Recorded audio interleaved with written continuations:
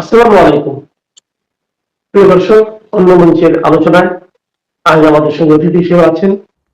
আপনারা জানেন বাংলাদেশে এখন হট কেক বলে যেটাকে বোঝায় সেটি হচ্ছে বাংলাদেশের নির্বাচন কমিশনের দ্বৈত নাগরিকত্ব বিষয়টির ফয়সালা।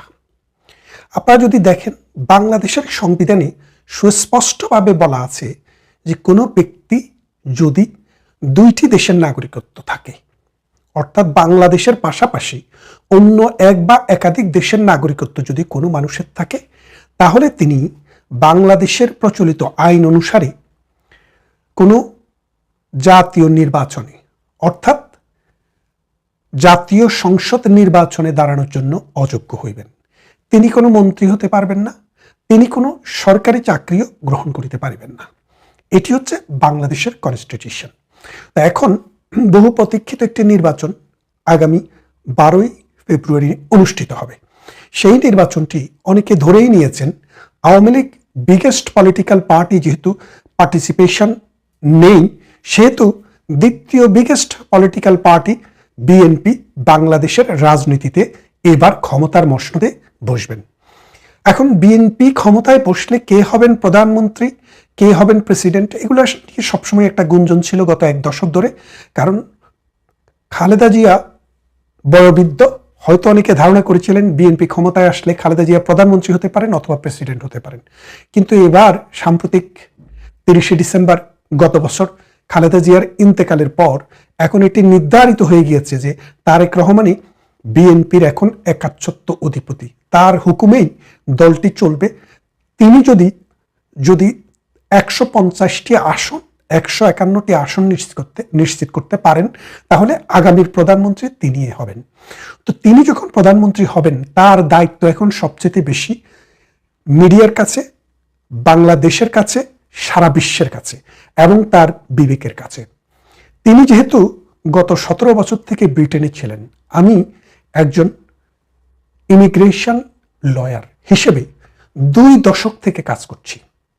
এই 2 দশকের অভিজ্ঞতায় আমি যেটা দেখেছি এবং বুঝতে পেরেছি, সেটাতে আমি এটা নিশ্চিত যে বাংলাদেশে দ্বৈত নাগরিক যারা আছে তাদের মধ্যে তারেক জিয়ার নামটিও কিন্তু উপরের কাতারেই আছে। কেন আছে? তিনি যেহেতু 17 বছর ছিলেন এবং এখানকার কোম্পানি যখন তিনি ফর্ম করেছেন, সেখানে কোম্পানিতেও তিনি ডিক্লারেশন দিয়েছিলেন তিনি একজন ব্রিটিশ নাগরিক। এটা আমার কথা নয়, আপনারা রেডিও, টেলিভিশন, পত্রপত্রিকা এবং ডিবেটগুলো দেখেন, সেখানে কথাটি বলা আছে। তো তিনি ব্রিটিশ নাগরিক থাকলে সেটা ছেড়ে দিতে পারবেন না এমন কিন্তু কোনো কথা নেই। ধরলাম তিনি ছেড়ে দিয়েছেন, আমি মনে করি তারেক রহমানের সবার আগে মিডিয়াতে এসে একটি সংবাদ সম্মেলন করে বলা দরকার, আমরা বাংলাদেশের নাগরিক হিসেবে এটা আশা করি তার কাছে, ভাবি প্রধানমন্ত্রী হিসেবে তার প্রতি আমাদের দাবি যে তিনি ক্লিয়ার করে বলুক যে তিনি কখনো ব্রিটিশ নাগরিক ছিলেন কিনা। যদি ব্রিটিশ নাগরিক থেকে থাকেন, তাহলে সেই নাগরিকত্বটি তিনি কবে ছেড়ে দিয়েছেন। আর যদি তিনি কখনো ব্রিটিশ নাগরিক না থাকেন, তাহলে অতদিন পর্যন্ত তিনি বাংলাদেশে কিভাবে ছিলেন। আগামীকাল যদি, অর্থাৎ আগামী নির্বাচনে 12ই ফেব্রুয়ারিতে যদি তারেক রহমান বাংলাদেশের প্রধানমন্ত্রী নির্বাচিত হন, তাহলে তিনি তো শুধু বিএনপির প্রধানমন্ত্রী হবেন না, তিনি বাংলাদেশের 18 কোটি মানুষের প্রধানমন্ত্রী হবেন। তাই একজন বাংলাদেশের নাগরিক হিসেবে আমার কিন্তু এই দাবিটি থাকতেই পারে। আপনারা অনেকেই প্রশ্ন তুলতে পারেন, এটা তো তার ব্যক্তিগত ব্যাপার। না, বিষয়টি ব্যক্তিগত না। ব্যক্তিগত ব্যাপার হলে বাংলাদেশের সংবিধানে এবং নির্বাচন কমিশনে এই বিষয়টি আসতো না। যারাই নেতা হবেন, যারাই দেশকে লিড দিবেন, যারাই মানুষের নেতা হবেন, তাদের প্রতি আমাদের অধিকার আছে, দাবি আছে, আমরা এটা দাবি করতে পারি। কিন্তু তিনি সেটা করেননি। তাই তিনি প্রধানমন্ত্রী হওয়ার আগেই আমি আশাহত হয়েছি। কারণ আগামীর প্রধানমন্ত্রী তিনি সাম্প্রতিক একটি বক্তৃতায় বলেছিলেন, আই হ্যাভ এ প্ল্যান, তার একটি পরিকল্পনা আছে। আমরা যদিও জানি মার্টিন লুথার কিং এর কথা বলেই তিনি এই কথাটি বলেছেন। মার্টিন লুথার কিং প্রথমে বলেছিলেন আই হ্যাভ এ ড্রিম। বক্তৃতার বাকি পুরো অংশটাই তিনি তার ড্রিমের বর্ণনা দিয়েছেন। কিন্তু তারেক রহমানের কাছে আমরা তার পরিকল্পনার কথা শুনেছি, কিন্তু পরিকল্পনাটি কি সেটি আমরা শুনতে পাইনি। তাই আমরা এখন এই নির্বাচনের আগে তারেক রহমানের কাছে দাবি জানাই তিনি যেন তার পরিকল্পনাটি ক্লিয়ার করেন। দ্বিতীয় বিষয়টি হচ্ছে শুধু তারেক রহমান নয়, বাংলাদেশে আমি যাদেরকে চিনি তাদের অনেকেই নির্বাচন করছেন। একজন এনসিপি থেকে তার মনোনয়নপত্র অবৈধ ঘোষণা করা হয়েছে, তিনি হলেন এহতেশামুল হক। তিনি এবং আমি একই অঞ্চলে বসবাস করি। তিনি একাধিকবার লন্ডনে কাউন্সিলর ছিলেন এবং তিনি বর্তমানে পপলার এবং লাইম হাউসের যিনি এমপি, সেই এমপির হাজব্যান্ডও ছিলেন এবং তিনি দীর্ঘদিন থেকে এই ব্রিটিশ পলিটিক্সে অর্থাৎ লেবার পার্টির পলিটিক্সে জড়িত। আমিও এই লেবার পার্টির একজন মেম্বার হিসাবে, একজন কর্মী হিসাবে অনেক দিন কাজ করেছি। আমি জানি তিনি বাংলাদেশে এনসিপি থেকে দাঁড়িয়েছেন, তার নমিনেশনটি বাতিল করা হয়েছে, কেননা তিনি প্রমাণ করতে পারেন নাই তিনি যে ব্রিটিশ নাগরিক কিনা। ঠিক সাথে সাথে লন্ডন বিএনপির অর্থাৎ ইউনাইটেড কিংডম যে বিএনপি, সেই বিএনপির যিনি সভাপতি মালেক ভাই, তিনিও ব্রিটিশ নাগরিক, তিনিও দাঁড়িয়েছেন। নির্বাচন কমিশনকে তিনি বলেছেন নতুন বছরের ছুটি এবং খ্রিসমাসের হলিডে এইসব মিলিয়ে ব্রিটিশ হোম অফিস বন্ধ, সেই জন্য তিনি সেটি প্রমাণ করতে পারেননি। আরে ভাই, সেটি তো প্রমাণ হোম অফিস করবে না। হোম অফিস যখন কারো অর্থাৎ অ্যাপ্লিকেশন যদি অ্যাকসেপ্ট করে, তাহলে সে অ্যাকসেপ্টেন্সটি হোম অফিস জানিয়ে দেয়। তাহলে বন্ধের সাথে তো এটা সম্পর্ক নেই। সেই বন্ধের কথা ধরে ওনাকে নির্বাচনে বৈধ প্রার্থী হিসেবে ঘোষণা দিয়েছে এবং ওনাকে কন্ডিশন দেওয়া হয়েছে যে আপনি যে ব্রিটিশ নাগরিকত্ব ত্যাগ করেছেন এটার প্রমাণ আমাদেরকে এনে দিতে হবে। বিষয়টি খেয়াল করেন। এখন ব্রিটিশ দ্বৈত নাগরিকত্ব ত্যাগ করার যে প্রসেস, এই প্রসেসটাকে বলে রিনাউন্সিয়েশন অফ ন্যাশনালিটি, অর্থাৎ নাগরিকত্ব সারেন্ডার করা। এই নাগরিকত্ব সারেন্ডার করার যে প্রসেস, এই প্রসেসে হলো আপনি একটি অ্যাপ্লিকেশন করবেন হোম অফিসের কাছে। আমি একজন ইমিগ্রেশন লয়ার হিসেবে এই প্রসেসটার সাথে জড়িত ছিলাম এবং জানি। আপনাকে প্রথমে অ্যাপ্লিকেশন করবেন। অ্যাপ্লিকেশন করা মানে আপনার নাগরিকত্ব বাতিল হয়ে যাওয়া নয়। যেমন আপনি এমপি হওয়ার জন্য ভোটে দাঁড়িয়েছেন, এটা কিন্তু গ্যারান্টি না যে আপনি এমপি হতে পারবেন। জনগণ ভোট দিবে, ভোট দেওয়ার পরে সর্বোচ্চ ভোট যদি আপনি পান তাহলে আপনি এমপি হবেন। ঠিক তেমনি কোনো একটি অ্যাপ্লিকেশন করার দায়িত্ব আপনার। সেই অ্যাপ্লিকেশনের আউটকামটি কি হবে সেটি আপনার হাতে নয়, সেটি যেই অথরিটির কাছে করেছেন তাদের হাতে। তো ব্রিটেনের একটা বিষয় আপনাকে খেয়াল করতে হবে, নাগরিকত্ব নেওয়া এবং নাগরিকত্ব ছেড়ে দেওয়া দুইটাই কিন্তু শক্ত কাজ। নাগরিকত্ব নিতে হলে কিছু কন্ডিশন আছে, কিছু পরীক্ষা আছে, এগুলো সব পাশ করার পর, রুল রেগুলেশন কমপ্লাই করার পরে আপনি নাগরিকত্ব পাবেন। নাগরিক হওয়ার পর আপনি যদি ব্রিটিশ সিটিজেন হিসেবে পাসপোর্ট গ্রহণ করেন, সেই পাসপোর্টটি সারেন্ডার করতে গেলে আপনার অনেক কিছু দেখা হয়। যেমন মনে করেন একজন ব্রিটিশ নাগরিকের উপরে সরকার যেইভাবে ইনকামের উপরে ট্যাক্স ইম্পোজ করে, একজন নন ব্রিটিশের কাছে সেইভাবে করতে পারে না। কেন পারে না? এটাকে কিছু আইনগত বিষয় আছে। ধরেন অনেক ব্যক্তিগত চুক্তি থাকে, যেই চুক্তির মধ্যে বলা থাকে যে ব্রিটিশ নাগরিক হলে এটা হবে আর ব্রিটিশ নাগরিক না হলে ওটা হবে। যার কারণে একজনের নাগরিকের সাথে, নাগরিকত্বের সাথে তার সুযোগ সুবিধা, তার বিচার, তার অব্লিগেশনের কিছু সম্পর্ক রয়েছে। তাই নাগরিকত্ব ত্যাগ করার আগে হোম অফিস কিন্তু ওই বিষয়গুলো দেখে। যেমন মনে করেন আমি একজন ব্রিটিশ নাগরিক, বাংলাদেশি নাগরিক অর্থাৎ দ্বৈত নাগরিক। এখন আমি যদি আমার সম্পত্তি আমার জীবদ্দশায় লিখে দিয়ে যেতে চাই, উইল করে দিয়ে যেতে চাই, তাহলে কিন্তু আমি আমার যে কোনো সন্তানকে, থার্ড পার্টিকে, যে কাউকে সাধারণভাবে উইল করে দিয়ে যেতে পারবো। কিন্তু আমি যদি ব্রিটিশ নাগরিক না হয়ে শুধু বাংলাদেশের নাগরিক হই, সেই ক্ষেত্রে আমার পার্সোনাল ল অ্যালাউ করে না যে আমার সম্পত্তি আমি থার্ড পার্টির বরাবরে কি পরিমাণ মানে পুরাটা উইল করে দিতে পারবো। অর্থাৎ আমার সম্পদের 1/3 বেশি বাংলাদেশের কোনো মুসলমান নাগরিক এটা উইল করতে পারে না। এটা ইসলামী আইন সাপোর্ট করে না। যেহেতু বাংলাদেশের সম্পত্তির আইনটি ইসলামিক আইন, সেহেতু আমি মৃত্যুর আগে যদি আমার কোনো সম্পত্তি উইল করতে চাই আমার সন্তানের বরাবরে, সেটা অন্য সন্তানরা গ্রহণ না করলে হবে না এবং 1/3 বেশি আমি কাউকেই উইল করতে পারবো না।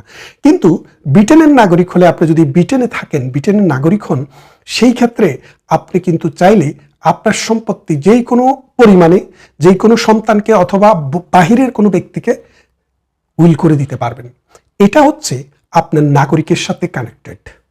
খেয়াল করে দেখেন, ব্রিটিশ নাগরিক এবং ব্রিটিশ নাগরিক না হওয়ার সাথে এই দেশের অনেক বিষয়ে জড়িত। তাই ব্রিটিশ নাগরিকত্ব আপনি কখন অ্যাপ্লিকেশন করেছেন সেটার উপরে ডিপেন্ড করে না, কখন হোম অফিস তার সমস্ত পরীক্ষা নিরীক্ষা শেষ করার পর সেটাকে অ্যাকসেপ্ট করেছে, সেটাই হলো আপনার নাগরিকত্ব সারেন্ডারের ডেট। মালেক ভাই, কয়সর ভাই, ওই মাথায় চুল না থাকলে যে কি বলে পুয়াত, ওই পুয়াত, তারপরে আরেক গবাদি ব্যারিস্টার সাম্প্রতিক বঙ্গবন্ধুকে নিয়ে যে বিশ্রী কথাবার্তা বলেছে তিনি, এইরকম ভাবে আরো অনেককে আমরা দেখেছি লন্ডন থেকে গিয়ে যারা ব্রিটিশ সিটিজেন ছিলেন তারা বাংলাদেশে নির্বাচন করছেন এবং তাদের কারো কারো ক্ষেত্রে ছাড় দেওয়া হচ্ছে, কাউকে কাউকে ধরে ফেলা হচ্ছে। আমি গতকাল আমার বন্ধু প্রতিম, আমার এলাকার বাসিন্দা, তার একটি স্ট্যাটাস দেখেছি, এহতেশামুল হক। তিনি বললেন যে এটি ইনসাফ হলো না। কেন বলেছেন? যে আমাকে বলা হলো যে আমি প্রমাণ করতে পারিনি, আমাকে কোনো সময় দেওয়া হয়নি, আর সাথে সাথে জনাব মালেককে বলা হলো ঠিক আছে আপনাকে কয়েকদিন সময় দিলাম, এখন বৈধ করে দিলাম, আপনি প্রমাণ করেন পরে। তার মানে বড় দলের প্রার্থী হওয়া আর ছোট দলের প্রার্থী হওয়ার মধ্যে যে পার্থক্য, এই পার্থক্যটি নির্বাচন কমিশন কি করে অ্যালাউ করলো সেটি কিন্তু সবচেয়ে বড় প্রশ্ন। গত নির্বাচন কমিশন যিনি ছিলেন তাকে যেইভাবে অপমানিত করা হয়েছে, এই নির্বাচন কমিশন মনে হয় সেটি চোখে দেখেননি, কানে শুনেননি, মনে ধারণ করেননি, যার কারণে উনিও হয়তো তার চেয়ে বড় কিছুর জন্য অপেক্ষা করছেন। এখন আমি যে বিষয়টি নিয়ে কথা বলছি সেই বিষয়টি আরেকটু খুলসা করে বলি যে ব্রিটেনে দ্বৈত নাগরিকত্ব অ্যালাউ করে। এই দ্বৈত নাগরিকত্বরা, এই নাগরিক যারা তারা এখানে নির্বাচন করতে পারে, তারা এখানে মন্ত্রীও হতে পারে। এদেশে দ্বৈত নাগরিকত্ব নিয়ে কোনো সমস্যা নেই। এদেশে এমনও মানুষ আছে 2, 3, 4টি নাগরিকত্ব আছে। বাংলাদেশের বহু মানুষ এখানে আছে যারা বাংলাদেশের নাগরিক, স্পেন, পর্তুগাল, ফ্রান্সের নাগরিক অথবা ইতালির নাগরিক, আবার সাথে সাথে ব্রিটেনেরও নাগরিক। আরও কোনো দেশের নাগরিকত্ব আছে কিনা সেটা আমি জানি না। তো এটা থাকাটা বাংলাদেশের নাগরিকের জন্য অসম্ভব কিছু নেই। এখন তারা একদিকে ব্রিটিশ নাগরিকত্ব চাইবেন, আরেকদিকে বাংলাদেশের রাজনীতিও করতে চাইবেন, সেটা কিন্তু একসাথে হতে পারে না। তাই আমরা মনে করি ব্রিটিশ নাগরিকত্ব, আমেরিকান নাগরিকত্ব, ইউরোপের অন্য কোনো দেশের নাগরিকত্ব, মধ্যপ্রাচ্যের কোনো দেশের নাগরিকত্ব থাকা অবস্থায় যদি কেউ নির্বাচন করতে চান, তাহলে আপনি বাংলাদেশকে ভালোবেসে বাংলাদেশের নাগরিকত্বটি রেখে সুবিধামতো সময়ে নয়, ঠিক নির্বাচনের অন্তত নমিনেশন গ্রহণ করার আগেই এই কনফার্মেশনটি নিন যে আপনি আর বাহিরের কোনো দেশের নাগরিক নয়। এটি কিন্তু এবারে আমরা দেখিনি, এটি হয়নি। যারা বিদেশি নাগরিক হিসেবে যাদের বিরুদ্ধে অঙ্গুলি আছে, আমরা মনে করি তারা যদি এটি জনসমক্ষে, পত্রিকায়, সংবাদ মাধ্যমে মুখ দিয়ে, নিজের মুখ দিয়ে যদি প্রকাশ করে সেটি যদি মানুষের কাছে ক্লিয়ার না করেন, তাহলে আপনার সততা, আপনার নিষ্ঠা, দেশের প্রতি আপনার প্রেম এবং ভালোবাসা সেটা প্রতিষ্ঠিত নয়। মানুষ এটাকে ভালোভাবে নেবে না এবং এর জন্য আপনারা যারাই এই ভিতরে ভেতরে এই দুর্নীতিটা করতে চাচ্ছেন বা করেছেন বা করবেন বললে মনস্থির করেছেন, তাদেরকে এই দেশ, এই সমাজ, এই জাতি কখনো ক্ষমা করবে না। সময় এখন আপনার অনুকূলে, আপনি খুবই ভালো আছেন, কিন্তু ভবিষ্যতে সময় যে সবসময় আপনারই অনুকূলে থাকবে এর কোনো গ্যারান্টি নেই। তাই বাংলাদেশের যারা নির্বাচন করতে যাচ্ছেন তাদের প্রতি সবিনয় অনুরোধ, দয়া করে এই দেশ, এই মাঠ সম্পর্কে যে একটা নতুন দ্বার উন্মোচিত হয়েছে এটি বোঝানোর জন্য আমি মূলত এই হিট লিস্ট শব্দটি ব্যবহার করেছি। আজ থেকে বহু বছর আগে আমার যতটা মনে পড়ে, যখন কাদের মোল্লার ফাঁসি নিয়ে খুব আলাপ আলোচনা হচ্ছিল, ঠিক ওই সময়টাতে আমি একটা পত্রিকা বের করতাম, অনলাইন পত্রিকা, যেটির নাম ছিল dnews.com, মানে differentnews.com। 2011-12 সনে যারা পাঠক ছিলেন তারা জানতেন যে এটি ওই সময়টাতে খুবই জনপ্রিয় একটি অনলাইন মাধ্যম ছিল এবং অ্যালেক্সাতে র্যাঙ্কিংয়ে এটি প্রথম 5টি শীর্ষ সংবাদপত্রের মধ্যে আমার এই পত্রিকাটি ছিল। তো সেই পত্রিকাতে প্রায় প্রতিদিনই এই চমকপ্রদ নিউজগুলো আমি দিতাম। তখন একবার একটা নিউজ করেছিলাম যে জামাতের নেতাদের যে যুদ্ধ অপরাধের বিচার হচ্ছে, এই বিচার প্রক্রিয়া প্রভাবিত করার জন্য জামাত সারা দুনিয়াতে লবিস্ট নিয়োগ করেছে এবং ভারতেও তাদের লবিস্ট নিয়োগ করা হয়েছে। তো এটা যখন ছাপা হলো একেবারে হই হই রই রই কাণ্ড, চারিদিকে কেউ বিপক্ষে বললেন, কেউ পক্ষে বললেন। যারা পক্ষে বললেন তাদের বক্তব্য ছিল যে জামাতের সঙ্গে ইন্ডিয়ার সম্পর্ক হতে পারে, জামাতের পক্ষে সবকিছু সম্ভব। আবার অন্যদিকে যারা বিপক্ষে তারা সেই চিরাচরিত ভাষায় গালাগাল, এবং অবাকের ব্যাপার হলো যে জামাতের লোকজন এখন যত চমৎকার ভাষায় গালাগাল করতে পারে, অশ্লীল অশ্রাব্যতায় তারা বিশ্ব রেকর্ড তৈরি করে ফেলেছে, ঠিক এতটা দক্ষতা তখনও হয়নি 2011-12 সনে, কিন্তু তারপরেও তারা ওই সময় গালাগাল দিত। আমার একটা ইউটিউবে আমার একটা ভিডিও আপলোড হয়েছিল, পার্লামেন্টে জামাত বিরোধী একটা বক্তব্য দিয়েছিলাম। সেই বক্তব্যটার কমেন্টে গিয়ে আপনি দেখতে পারবেন যে ওই সময়টিতে জামাতরা কিভাবে গালাগাল করত।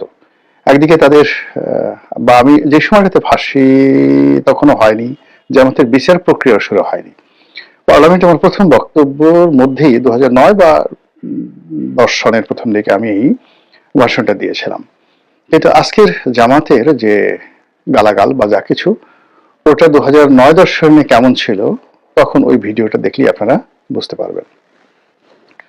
তো যেটা বলছিলাম যে জামাত ভারতের সাথে সম্পর্ক স্থাপন করার জন্য লবিস্ট নিয়োগ করেছে। তো এই ঘটনা পরবর্তীতে যখন 2015 বা 16 সনে জামাতের সঙ্গে ভারতের কি সম্পর্ক, কোন পর্যায়ের সম্পর্ক, সেটা চাক্ষুষ দেখার সুযোগ হয়েছিল। আমি শুধু এতটুকু বললাম। জামাত এই যুদ্ধাপরাধীদের যে বিচার, সেই বিচার প্রক্রিয়াতে ভারতের সহযোগিতার জন্য তাদের বড় বড় নেতাদেরকে এই যুদ্ধাপরাধের দায় থেকে মুক্ত করার জন্য করেনি, এহেন চেষ্টা নেই। কিন্তু জিনিসগুলো কাঁচা হাতে তখন হ্যান্ডেল হয়েছে। আমেরিকাতে যারা বিনিয়োগ করেছে বা ভারতে যে সমস্ত কর্তাদের সাথে জামাতে যে সকল স্তরের নেতারা দেখা সাক্ষাৎ করেছে, সেখানে পারস্পরিক যে হ্যান্ডেলিংটা ভালো মতো হয়নি। আমি এরকম একটা দুটো ঘটনা জানি যেখানে ভালো মতো হ্যান্ডেলিং হলে পরিস্থিতি ভিন্নতর হতে পারত। এনিওয়ে, তো এখন যেটা বললাম যে জামাতের রাজনীতির বাংলাদেশে প্রথম থেকেই মূলধন হলো ভারত বিরোধিতা। তো সেই ভারত বিরোধিতা করে তারা রাজনীতি করে আসছে। কিন্তু আমাদের দেশের রাজনীতির দুটো প্রকৃতি রয়েছে। আপনি যদি রাজপথে লড়াই করতে চান, সংগ্রাম করতে চান, আন্দোলন করতে চান, তাহলে জনপ্রিয়তা পাওয়ার জন্য ভারত বিরোধী বক্তব্য একেবারে মুড়ি মুরকির মতো আপনি খাওয়াতে পারবেন লোকজনকে। তারপর আমেরিকার বিরুদ্ধে আপনি বক্তব্য দিয়ে, সাম্রাজ্যবাদী বিরুদ্ধে বক্তব্য দিয়ে আপনি মাঠ গরম করতে পারবেন। কিন্তু যেই মুহূর্তে আপনি ক্ষমতায় যাবেন, বা আপনি যদি সত্যিকার অর্থে ক্ষমতায় যেতে চান, যে কোনো মূল্যে আপনাকে ভারতের সঙ্গে এবং আমেরিকার সঙ্গে সম্পর্ক রক্ষা করতে হবে।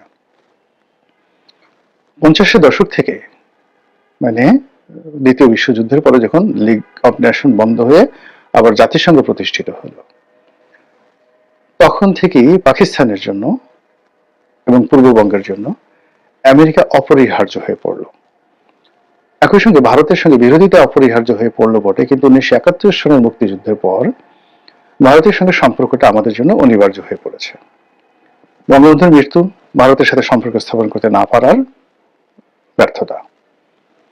1996 থেকে 2001 সনে শেখ হাসিনার ট্রিমেন্ডাস কর্মকাণ্ড, ভালো, অসাধারণ ভালো কর্মকাণ্ডের পরেও তিনি ভারতের অসহযোগিতায় ক্ষমতা আসতে পারেননি, এটা তিনি পার্লামেন্টে দাঁড়িয়ে বলেছেন।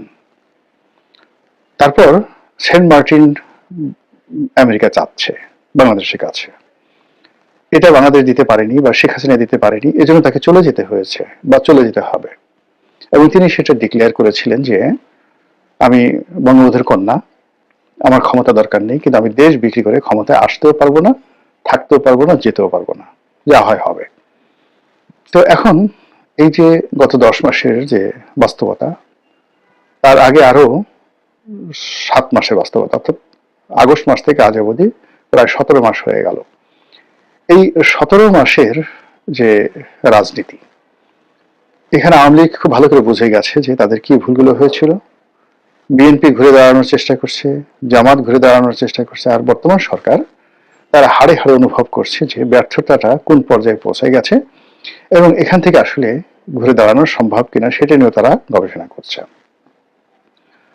তো সেই অবস্থাতে রাজনৈতিক দলগুলোর একটা ভিন্ন ভিন্ন কৌশল থাকে, জামাতেও সেই কৌশল অবলম্বন করছে। তাদের সঙ্গে পাকিস্তানের ঐতিহাসিক সম্পর্ক, তুরস্কের সঙ্গে কৌশলগত সম্পর্ক, সৌদি আরবের সঙ্গে কৌশলগত সম্পর্ক, এই সম্পর্কটি হয়তো অর্থনৈতিকভাবে কিংবা তাদের যে নীতিগত যে সকল সিদ্ধান্ত রয়েছে বা তাদের যাকে বলা হয় অ্যামিউজমেন্ট, সেই পলিটিক্যাল অ্যামিউজমেন্ট, রাজনীতির যে বিনোদন, সেই বিনোদনের জন্য এ সকল রাষ্ট্রের সাথে সম্পর্ক হয়তো কাজে লাগবে। আপনি একটা ভ্রমণে গেলেন, রাজকীয় মেহমান রূপে মক্কা মদিনাতে সফর করলেন, তুরস্কে সরকারি ভিসাতে গেলেন, 15 দিন সেখানে একটা প্লেজার ট্রিপ করে আসলেন, এটাকে বলা হয় পলিটিক্যাল অ্যামিউজমেন্ট। চায়না